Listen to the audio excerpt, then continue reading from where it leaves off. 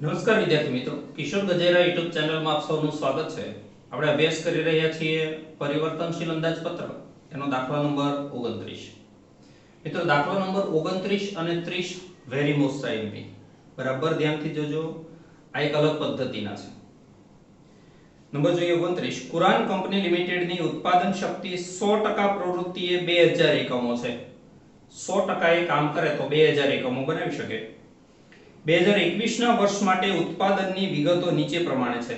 2021 ના વર્ષમાં વેચાણ હતું એકમ દીઠ 1000 રૂપિયા લેખે 10 લાખ. મૂળ કિંમત પર નફાનો દર 66.2% અંડરલાઈન કરજે. મૂળ કિંમત એટલે પડતર ઉપર નફાનો દર આપ્યો છે. વેચાણ ઉપર કીધું હોત ને તો આપણે સીધા 10 લાખના 66% કરત, પણ મૂળ કિંમત ઉપર છે. કારખાના પરોક્ષ ખર્ચા સ્થિર 48%, ચલિત આ મહત્વની વસ્તુ આખા દાખલામાં સ્ટાર કરજો ચલિતની સામે. જે પ્રાથમિક પડતરના 10% છે 32% અને અર્ધ ચલિત ખર્ચા 20%. આ ત્રણ પ્રકારના કારખાના ખર્ચા છે: સ્થિર, અર્ધ ચલિત અને ચલિત. ઓફિસ પરોક્ષ ખર્ચા 80% સ્થિર 1,20,000. ઓફિસ પરોક્ષ ખર્ચમાં 80% સ્થિર છે અને બાકીના 20% ચલિત છે. વેચાણ પરોક્ષ ખર્ચા 40% સ્થિર 60,000. 40% સ્થિર છે 60,000, 60% ચલિત. હવે જો માલસામાન અને મજૂરીનું પ્રમાણ 5:3 છે. માલસામાન મજૂરીનું પ્રમાણ છે 5:3, પણ કેટલો માલસામાન મજૂરી એ તમને કહેવામાં આવ્યો નથી. તો અહીંયા તમારે માલસામાન અને મજૂરીની સૌપ્રથમ આ ગણતરી કરવી પડે. જેમ આપણે માલસામાન મજૂરી લખીને પત્રક બનાવીએ છીએ એવું જ પત્રક ઊંધું બનાવવાનું. વેચાણથી શરૂ કરવાનું, જે પ્લસ કરીએ છીએ માઈનસ કરવાનું, માઈનસ કરીએ છીએ પ્લસ કરવાનું, એટલે છેલ્લે માલસામાન ને મજૂરી મળી જાય. એટલે આ પત્રક બનાવ્યું છે માલસામાન અને મજૂરીની ગણતરી કરવા માટે. કારખાનાના અર્ધ ચલિત ખર્ચા 80% ઉત્પાદન પ્રવૃત્તિ સુધી 50% વધે છે.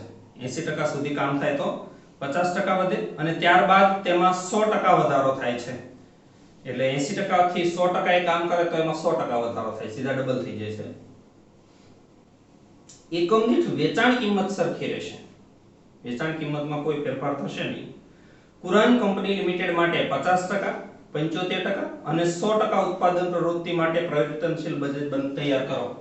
50% એ 1000 એકમો, 75% એ 1500 એકમો અને 100% એ 2000. તમને 100% એ 2000 આપ્યા છે એટલે ઉપાદ મુકાય કે 100% એ 2000 તો 75% એ કેટલા? 100% એ 2000 તો 50% એ કેટલા? એટલે 1000, 1500 અને 2000 એકમો માટે આ પરિવર્તનશીલ અંદાજપત્ર બનશે. પરંતુ એના માટે તમારી પાસે માલસામાન અને મજૂરી હોવા જોઈએ. તો આ પત્રકમાં ધ્યાન આપજો.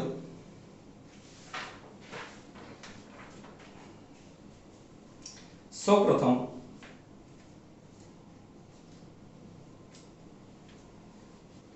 વેચાણ લખી દઈએ. વેચાણ છે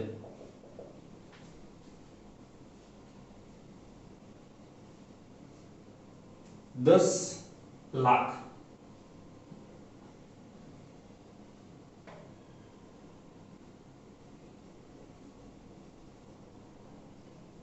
અને 1000 એકમ દીઠ.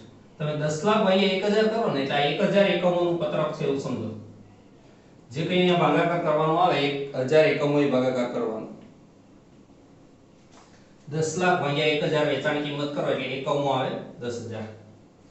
આમાંથી બાદ કરવાનો નફો એટલે પડતર મળે અથવા કુલ પડતર મળે. જો આપણે કુલ પડતરમાં નફો પ્લસ કરીએ છીએ એટલે વેચાણ મળે, તો એ વેચાણમાંથી કુલ નફો બાદ કરો એટલે કુલ પડતર મળે. પણ એ નફો કેટલો? તો એના માટે તમને એવું કીધું છે કે નફો એ મૂળ કિંમત પર 66.2% છે. એટલે નફાની ગણતરી કરીએ.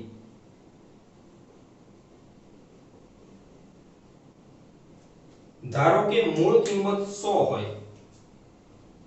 ધારો કે મૂળ કિંમત 100 હોય તો નફો હોય 66.2% એટલે 66.67%, અને 166.67 ને કહેવાય વેચાણ.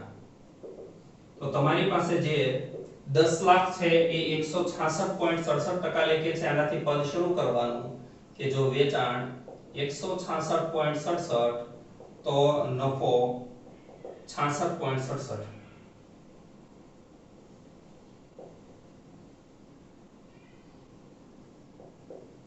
વેચાણ 10 લાખ તો નફો કેટલો, એટલે આવે 4 લાખ। અહીંયા નફો 4 લાખ અને 400 બાદ બાકી 6 લાખ અને 600 આ થઈ કુલ પડતર। હવે આમાંથી વેચાણ ખર્ચા બાદ કરવાના, ઊંધું ચાલવાનું। વેચાણ પરોક્ષ ખર્ચા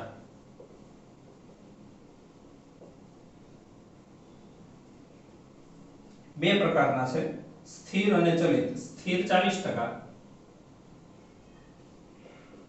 અને ચલિત 60%। 60,000 ના 40% એટલે 24,000 સ્થિર અને 36,000 ચલિત, ભાગ્યા 1,000 એકમો કરે એટલે 24 અને 36। બાદબાકી આવે એને વહીવટી પડતર કહેવાય, યાદ રાખજો, વહીવટી પડતર। ઊંધી ગણતરી ચાલે છે। વહીવટી પડતરમાં વેચાણ ખર્ચા પ્લસ કરી એટલે કુલ પડતર મળે, તો કુલ પડતરમાંથી વેચાણ ખર્ચા બાદ કરીએ એટલે વહીવટી પડતર મળે। એ વહીવટી પડતર આવશે 5,40,000 અને 540। આમાંથી બાદ કરવાના વહીવટી અથવા ઓફિસ પરોક્ષ ખર્ચા। ઓફિસ નામ આપ્યું છે, આપણે ઓફિસ લખીએ। વહીવટીને પણ ઓફિસ પડતર પણ કહેવાય। ઓફિસ પરોક્ષ ખર્ચા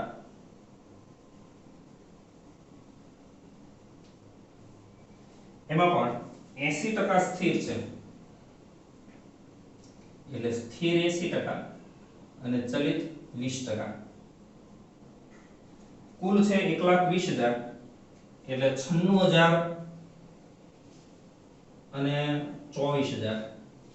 96 અને 24 બાદબાકી આવે કારખાના પડતર કહેવાય એને।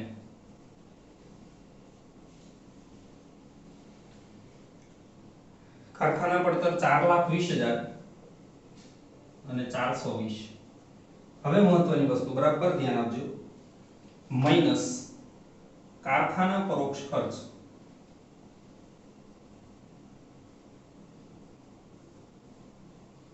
સ્થિર, ચલિત અને અર્ધ ચલિત 3, એટલે જે મળે એને પ્રાથમિક પડતર કહેવાશે। હવે આની તમને રકમ આપી નથી, પરંતુ એક કીધું છે કે આ ચલિત ખર્ચા છે એ પ્રાથમિક પડતરના 10% છે। આ જે પ્રાથમિક પડતર હોય એના 10% ચલિત ખર્ચા હોય, તો નથી આપણી પાસે પ્રાથમિક પડતર કે નથી ચલિત ખર્ચા, એક વસ્તુ આપી હોત તો બીજી મળે। તો આની ગણતરી બરાબર ધ્યાનથી જોજો। સૌથી મહત્વની જો કોઈ ગણતરી હોય તો એ આ છે, કારખાના પરોક્ષ ખર્ચાની આ દાખલામાં। હવે કારખાના ખર્ચની ગણતરી,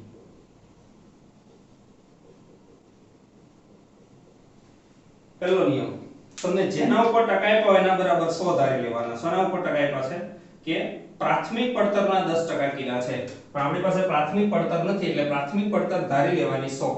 ધારો કે પ્રાથમિક પડતર 100 હોય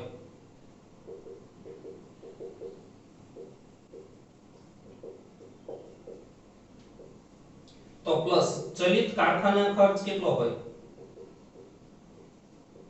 કે પ્રાથમિક પડતરના 10% એટલે 10 હોય, તો પ્લસ હવે ધ્યાન આપજો સ્થિર કારખાના ખર્ચ કેટલો હોય। સ્થિર કારખાના ખર્ચ માટે આ પદ મુકાય જો કે ચલિત કારખાના ખર્ચ 32% એ લેખે 10% હોય। 32% એ કારખાના પડતર પ્રાથમિક પડતરના 10% હોય, તો સ્થિર ખર્ચ 48 એ કેટલો એમ।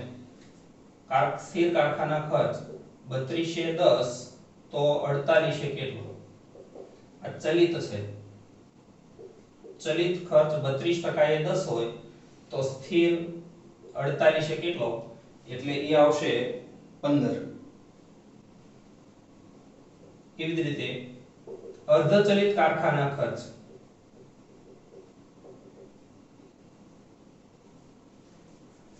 સેમ પદ મૂકવાનું કે ચલિત ખર્ચ 32% એ 10% હોય 32% લેખે જો 10% હોય તો અર્ધચલિત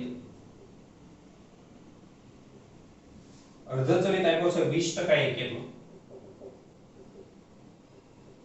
એટલે આવે 6.25. આ ત્રણેયનો સરવાળો પ્રાથમિક પડતર પ્લસ ચલિત કારખાના ખર્ચ 10, સ્થિર કારખાના ખર્ચ 15, અર્ધચલિત કારખાના ખર્ચ 6.25, સરવાળો આવે 131.25. અને તમને ખ્યાલ છે કે પ્રાથમિક પડતરની અંદર કારખાના ખર્ચા ઉમેરો એટલે કારખાના પડતર મળે, અને તમારી પાસે જે 4,20,000 છે એ કારખાના પડતર છે. તો હવે તમારી પાસે જેની રકમ છે એની ટકાવારી મળી ગઈ 131.25. આનાથી પદ શરૂ કરવાનું. સૌપ્રથમ સ્થિર કારખાના ખર્ચ જોતો હોય તો પદ મૂકવાનું કે કારખાના પડતર 131.25 એ સ્થિર કારખાના ખર્ચ આપણે જોઈએ તો સ્થિર કારખાના ખર્ચ 15 હોય તો 4,20,000 એ કેટલા, કારખાના પડતર 4,20,000 એ કેટલા, અને રકમ આપણે જોઈ લઈએ. પછી ચલિત કારખાના ખર્ચ સેમ પદ મૂકવાનું કે કારખાના પડતર 131.25 ત્યારે ચલિત કારખાના ખર્ચ 10 હોય તો કારખાના પડતર 4,20,000 એ કેટલા, અને એવી જ રીતે અર્ધચલિત કારખાના ખર્ચ સેમ પદ મૂકવાનું કે કારખાના પડતર 131.25 એ 6.25 તો કારખાના પડતર 4,20,000 એ કેટલા, આવી રીતે. એટલે સ્થિર કારખાના ખર્ચ આવશે 48,000, 32,000 અને 20,000. સ્થિર કારખાના ખર્ચ આવશે 48,000, ચલિત આવશે 32,000 અને આ 20,000. જેવી ટકાવારી છે એવા જ હજાર આવશે. 48%, 32%, 20% છે એટલા હજાર. એટલે સ્થિર લખી 48,000, 48, 32,000 ચલિત 32, 20,000 અર્ધચલિત 20. આને જો બાદ કરવામાં આવે તો 3,20,000 પ્રાથમિક પડતર વધે અને 320 એકમ દીઠ. આ માલસામાન મજૂરીનું પ્રમાણ છે 5:3. આને ફાળવી દેવાના માલસામાન અને મજૂરીના પ્રમાણમાં 5:3. એટલે 3,20,000 ને 5:3 પ્રમાણે ફાળવો તો 2 લાખ માલસામાન અને 1,20,000 મજૂરી, 200 અને 120. આ સંપૂર્ણ ચલિત હોય. તો આપણે માલસામાન મજૂરી શોધવાના હતા, પરંતુ અગત્યની ગણતરી આ કારખાના ખર્ચની સૌથી મહત્વની ગણતરી જો કોઈ આ દાખલામાં હોય તો કારખાના ખર્ચની ગણતરી. આટલો પોર્શન વિડિયોમાં વારંવાર જોજો એટલે તમને ચોક્કસથી ખ્યાલ આવશે. અને આના પછીનો દાખલો છે એ પણ આવો જ છે, એ પણ જોજો. હવે આ પત્રક સહેલું થઈ ગયું. સૌપ્રથમ લખવાનું માલસામાન. માલસામાન ખર્ચ એકમ દીઠ છે 200, એટલે અહીંયા એકમ દીઠમાં આવશે 200, 200 અને 200. 200 ગુણ્યા 1,000 એટલે થાય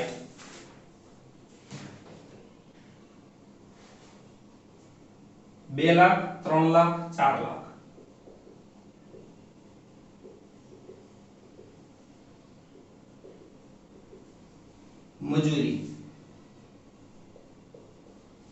મજૂરી એકમ દીઠ છે 120, એટલે એકમ દીઠ દરેકમાં લખી દેવાની 120.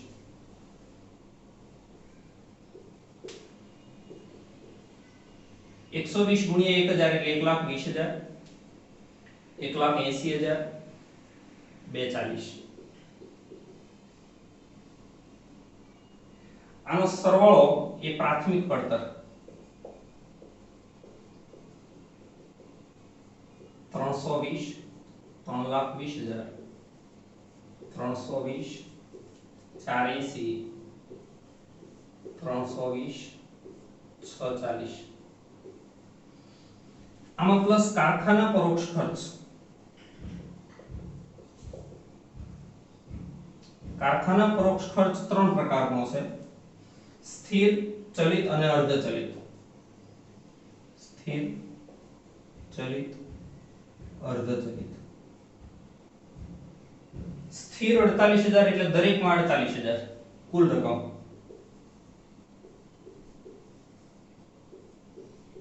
અડતાલીસ હજાર ભાગ્યા 1,000 એટલે 48.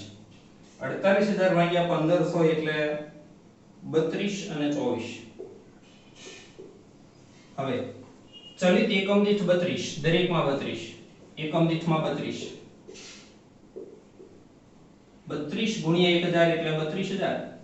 32 ગુણ્યા 1500 એટલે 48,000. 32 ગુણ્યા 2,000 એટલે 64,000.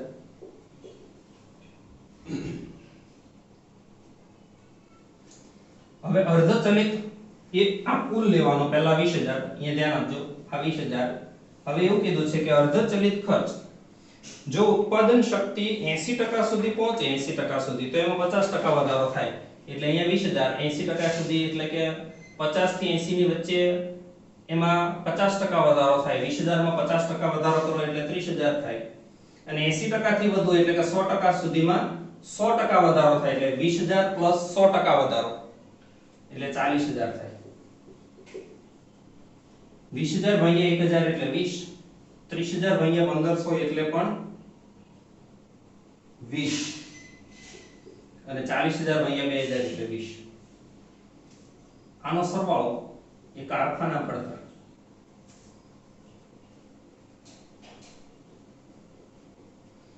સરવાળો થશે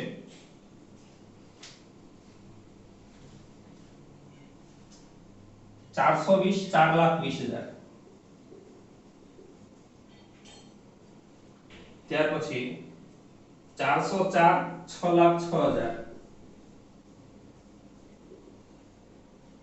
અને 396, 7,92,000.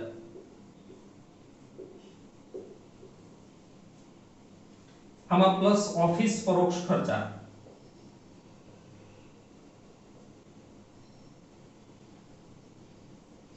ઓફિસ પરોક્ષ ખર્ચા બે પ્રકારના છે: સ્થિર અને ચલિત.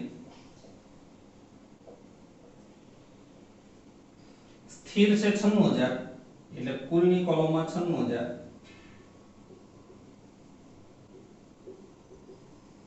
અને ચલિત છે એકમ દીઠ 24.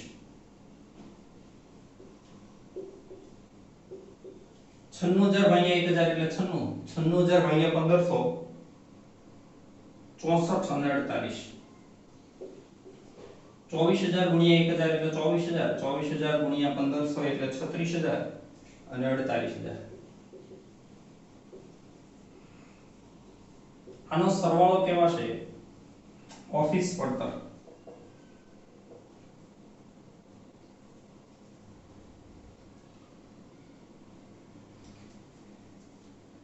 સરવાળો 540, 5,40,000.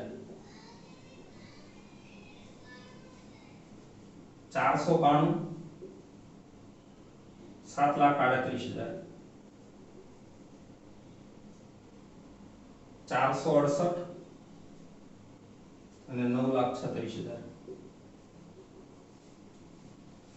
આમાં પ્લસ વેચાણ પરોક્ષ ખર્ચા.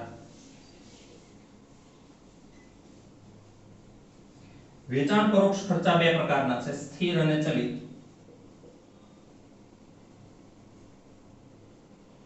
સ્થિર છે 24,000 અને ચલિત છે 36. 24,000 કુલમાં અને 36 એકમ દીઠમાં. 24,000 ભાગ્યા 1,000 એટલે 24. 24,000 ભાગ્યા 1500 એટલે 16 અને 2,000 એટલે 12. 36 ગુણ્યા 1,000 એટલે 36,000. 36 ગુણ્યા 1500 એટલે 54,000 અને 72,000. આનો સરવાળો એ કુલ પડતર.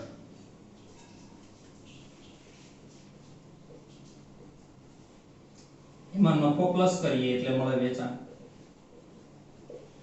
કુલ પડતર આવશે 606 લાખ। જો આ પહેલું જે 1000 વાળું એકમોનું પત્રક છે આપણે આ બનાવ્યું બિલકુલ ઉલટું બનાવ્યું છે। આનું આ તમે આમ સીધું કરી દો એટલે આ પત્રક મળી જાય। પછી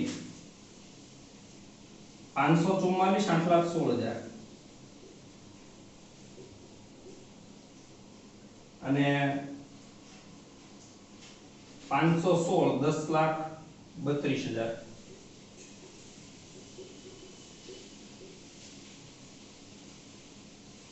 નફો અને વેચાણ કિંમતમાં કોઈ ફેરફાર થશે નહીં એવું કીધું છે। એની વેચાણ કિંમત છે 1000 એટલે 1000 વેચાણ કિંમત દરેકમાં સરખી રહેશે।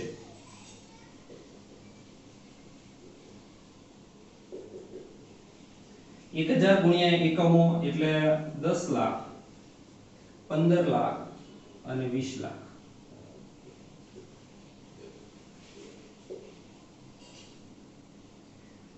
તફાવત 404 લાખ 456 6,84,000 અને